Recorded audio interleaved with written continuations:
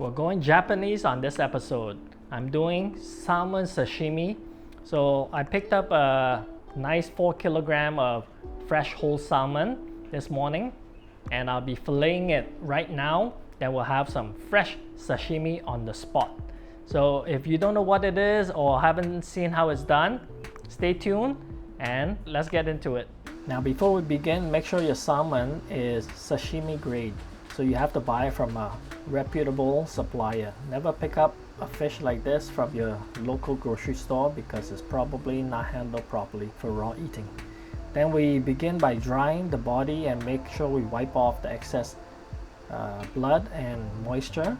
Then we could begin cutting the fish. We start with the head behind the fin, then we flip it over to the other side and make the same cut behind the fin, and we meet right at the center bone. Then we snap it right off. Now the head can be saved for soup or curry fish head, whatever that is suitable. We'll give our knife a quick wipe, then we can begin filleting this fish. So we'll start from the center right above the center fin, and we give a cut right through the entire body. And what we're looking for is we're feeling for the center bone. So once you make the first cut, you search for that center bone. Once you feel it, then you pass the knife right above it until you get to the tail and you cut right through.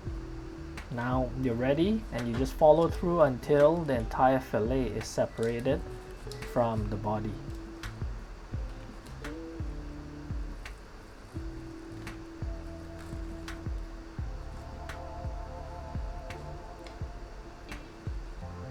Now once it's done, you have a whole piece ready to go. Then we repeat the same process on the other side, and you give it a quick cut looking for the center bone, and you try to rest your knife right above it and it will glide right through. So we'll just hold down the fillet and we'll pass the knife right through the entire fish until the fillet comes off. There we go. Now we just got the meat alone. Alright, now with the center bone, we can save it with the head for another dish. We can grill this or even stew this for next time. We'll set that aside and we'll remove the belly area from the salmon fillet. Now once that's done, we can set those aside. That is the juiciest part of the salmon. You can grill that and it's very tasty.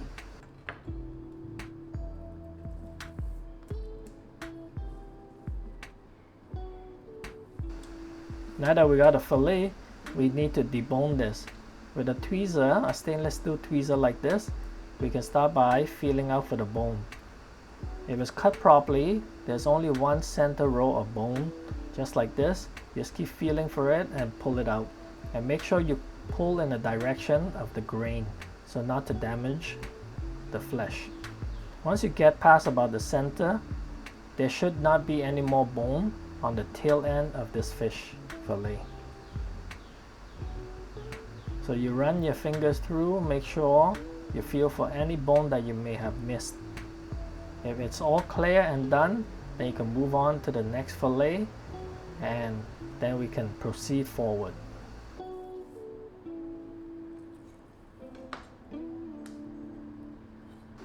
Okay, now we want to remove the skin from the flesh. We start on the tail end, give it a nice cut. We face the knife about 45 degrees downward toward the skin, and we just pull forward. Then the flesh will separate from the skin nicely. We'll save the skin for another dish. So we repeat the process with the second fillet. Just cut through, make sure the angle is around 45 degrees. Then you're good to go. Look how beautiful this is. We'll save the skin for grilling. Then we'll give the center a cut. I like to cut it through the center. Everyone fillets their fish a little differently. For sushi, I like to do that. Then I measure about a hand width. Then I give it a cut to separate it into smaller slices of fillets.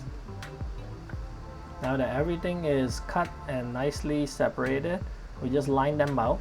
Just remember the center portion of this fillet is more suitable and juicier for sashimi eating.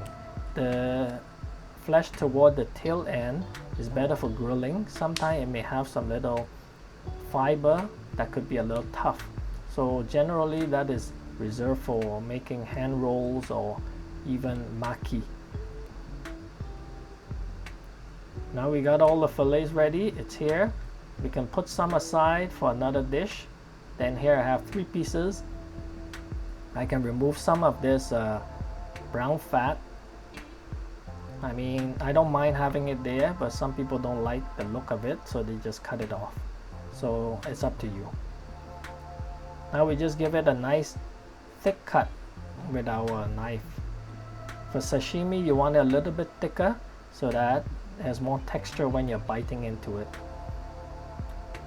And if you have a sushi knife, it's even better because it's nice and sharp, and you try to cut through the flesh with one motion. Try not to saw it, so not to damage the flesh. Then with some wasabi, we're ready to go. We can enjoy this nice sashimi salmon. Bon appetit. I hope you enjoy it.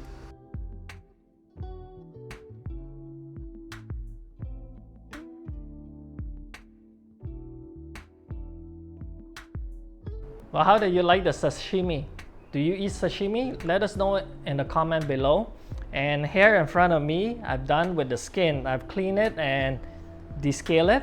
So right now it's laid out flat on a little tray. Then I'll air dry this for maybe an hour or 2. Then we will put this in the oven and bake this so that we'll have some nice crispy, crunchy salmon skin. Of course, I salted it a bit with some garlic powder, so it will be excellent.